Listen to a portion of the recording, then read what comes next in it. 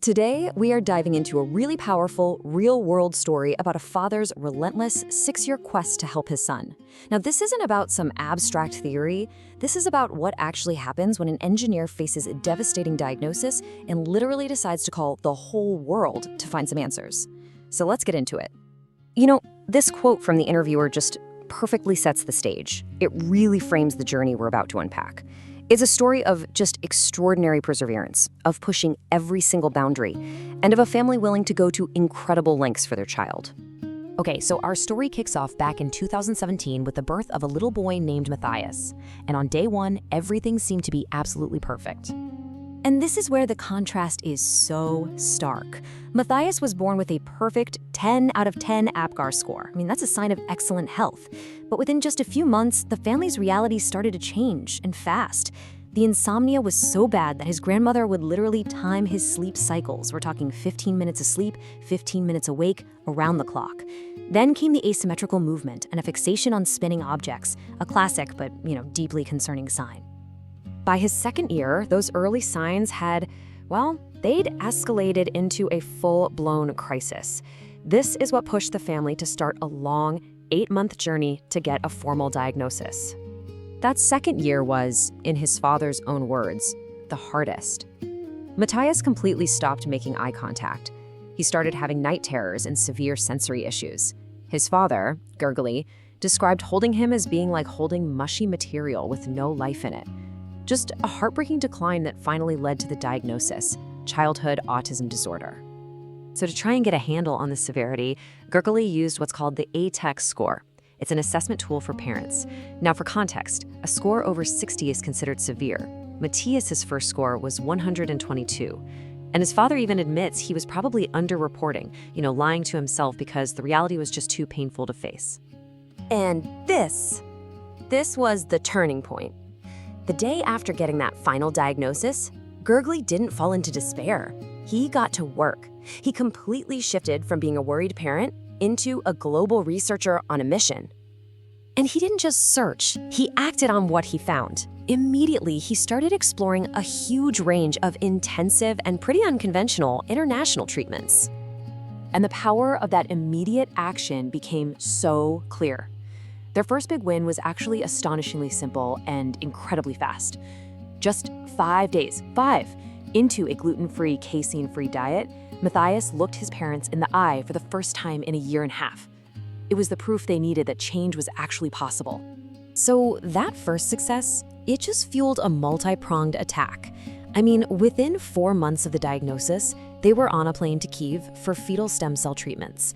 And it was there that Gergely first saw a hyperbaric oxygen chamber, got fascinated by the physics of it, and immediately bought one for their home. And the results? They were tangible. You could see them. After just 6 months of this all-in approach, Matias's ATec score dropped from over 122 down to 93. That's a massive improvement, a 29-point drop. But he was still deep in the severe category. This journey was far from over. But just as they were building all this momentum, the entire world slammed on the brakes. And the family faced what Gergely would later call his worst year. By March of 2020, things were really looking up.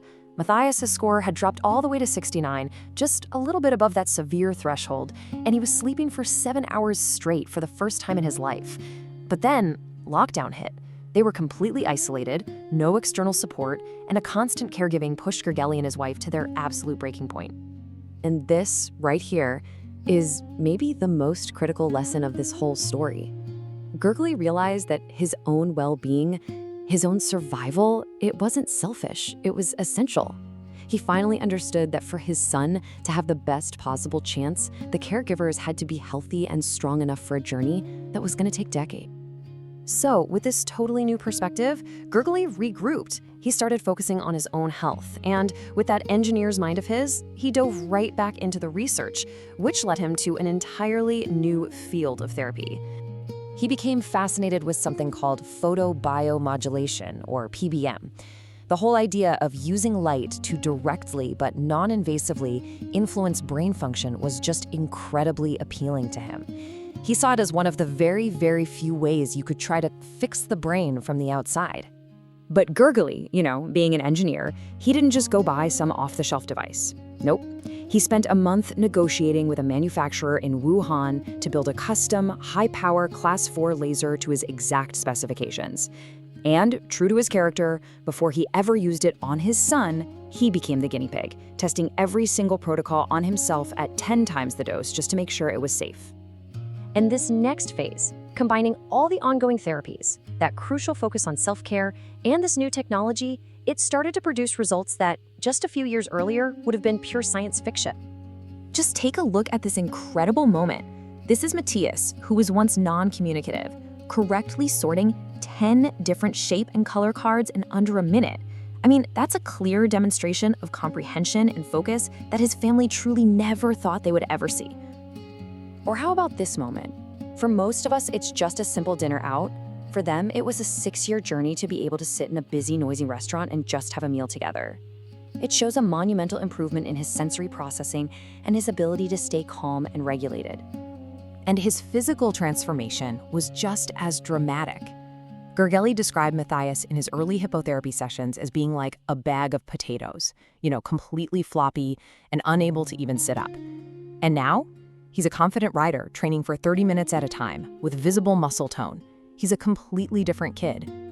Wow, this family's journey is just an incredible testament to love and determination. It took them across the world, through dozens of therapies, and right to the absolute edge of their own endurance. So the crucial point it leaves us all with is this.